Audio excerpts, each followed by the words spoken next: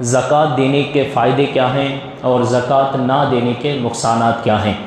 سب سے پہلا یہ ہے کہ زکوٰۃ یہ اسلام کا پل ہے۔ زکوٰۃ کیا ہے؟ اسلام کا پل ہے۔ اسی طریقے سے نبی کریم صلی اللہ تعالی علیہ وسلم کا ارشاد ہے کہ اسلام میں جب آدمی کلمہ پڑھ کے مسلمان ہوتا ہے، مسلمان ہونے کے بعد اس پہ 4 چیزیں فرض ہو جاتی ہیں، 4 چیزیں کرنا کمپلسری ہو جاتی ہیں۔ وہ کیا کیا چیزیں ہیں؟ ایک تو نماز پڑھنا، نماز کیا ہے؟ فرض ہے۔ اور دوسرا روزہ رکھنا، روزے رکھنا کیا ہے؟ فرض ہے۔ اور حج کرنا کیا ہے؟ فرض ہے۔ اور اسی طریقے سے زکوٰۃ دینا، یہ بھی کیا ہے؟ فرض ہے۔ جب ایک مسلمان ہوتا ہے تو مسلمان ہونے کے بعد یہ 4 چیزیں ہر مسلمان پہ فرض ہیں۔ جو آدمی ان 4 چیزوں میں سے ایک چیز بھی نہیں کرتا، اس کے باقی 3 چیزیں بھی قبول نہیں ہوتی۔ کوئی آدمی نماز پڑھ رہا ہے، روزہ رکھ رہا ہے، لیکن زکوٰۃ دینے کے طاقت ہونے کے باوجود، مالی کے نصاب ہونے کے باوجود وہ آدمی زکوٰۃ نہیں دیتا، تو اس کے باقی جو نماز و روزے ہیں وہ بھی اللہ کی بارگاہ میں قابل قبول نہیں ہوں گے، کیونکہ جب یہ 4 چیزیں فرض ہیں تو چاروں چیزوں کو ادا کرنا، جو 4 چیزوں کا مستحق ہے، چاروں چیزوں کو ادا کرنا ضروری ہے۔ اگر ان میں سے ایک بھی چھوڑتا ہے، باقی 3 بھی اس کے چلے جاتے ہیں۔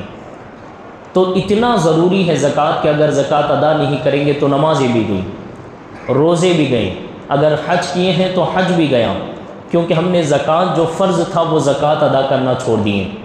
اور پھر اس کے بعد نبی کریم صلی اللہ تعالی علیہ وسلم کی ایک اور حدیث پاک ہے، حضور علیہ الصلوۃ والسلام نے ارشاد فرمایا کہ زکوٰۃ یہ بالکل تمہارے نماز کی طرح واجب ہیں۔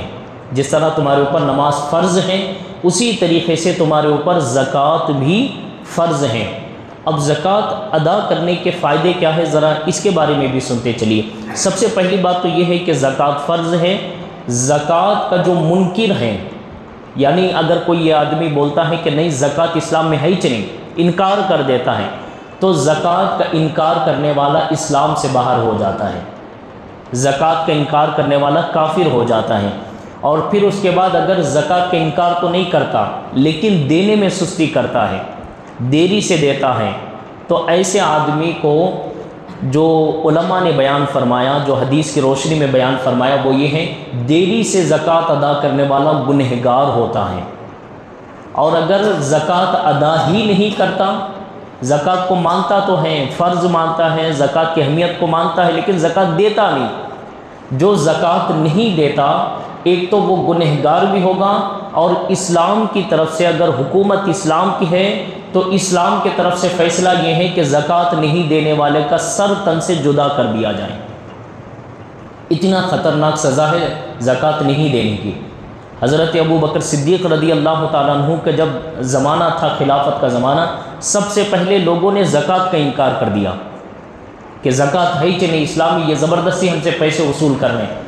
تو حضرت ابو بکر صدیق رضی اللہ تعالیٰ عنہ نے جو منکرین زکوٰۃ تھے، جو زکوٰۃ کا انکار کرنے والے تھے، آپ نے حکم دیا جتنے زکوٰۃ کا انکار کرنے والے ہیں سب کو قتل کر دو۔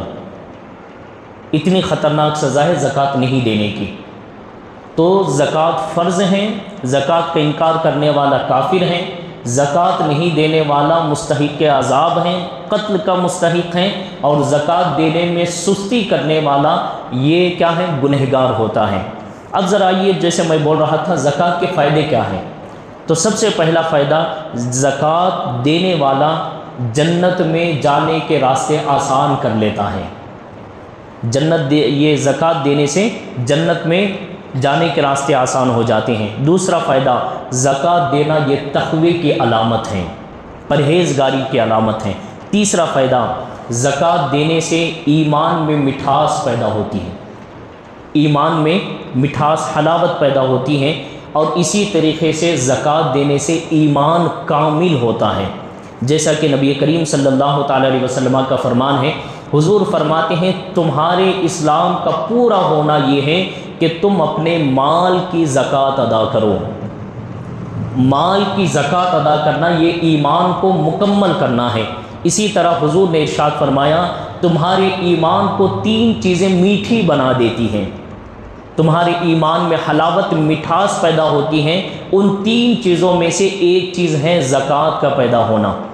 تو جو آدمی زکوٰۃ خوش دلی کے ساتھ، اچھے نیت کے ساتھ ادا کرتا ہے، اس کے ایمان میں مٹھاس پیدا ہوتی ہے۔ اور زکوٰۃ دینے کا ایک فائدہ یہ ہے، زکوٰۃ دینے والا صدیقین میں سے بن جاتا ہے۔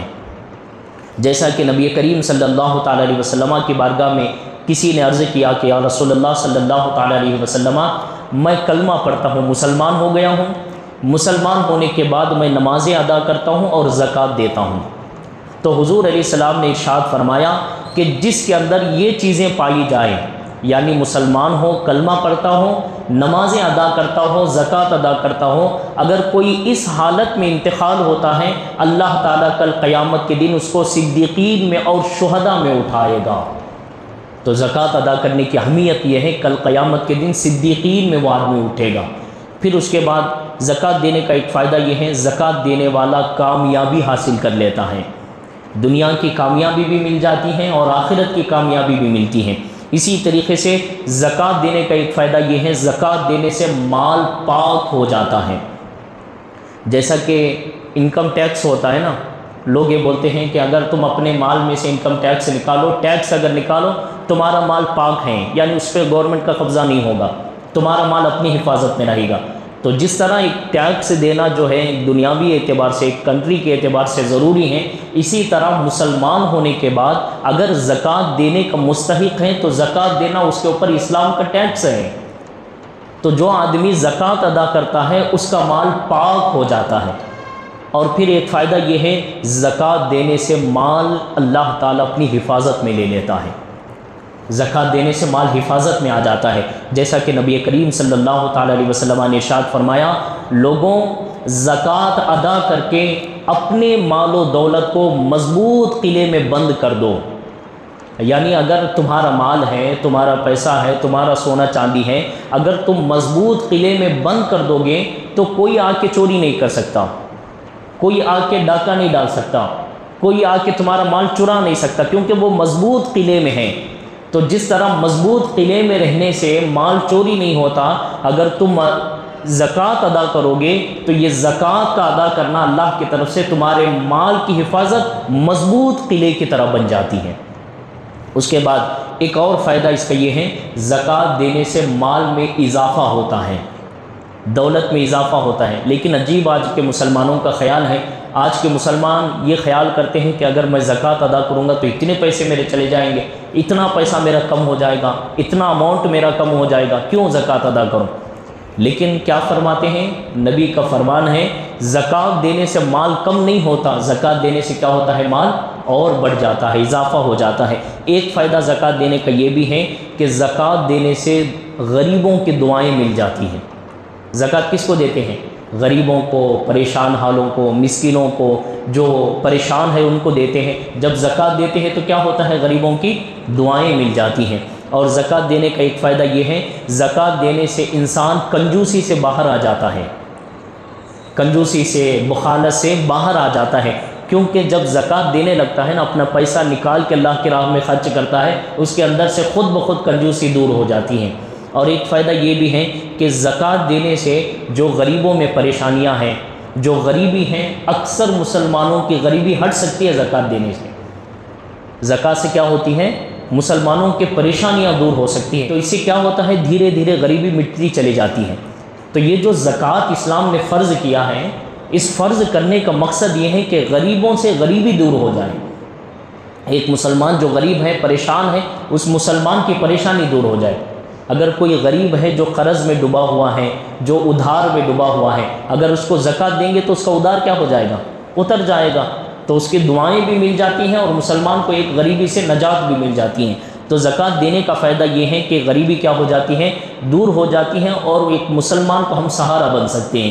اور ایک فائدہ اس کا یہ بھی ہے کہ جو آدمی زکوٰۃ ادا کرتے رہتا ہے، زکوٰۃ ادا کرنے کی وجہ سے غریبوں کی بھوک اور پیاس بھی دور ہو جاتی ہے۔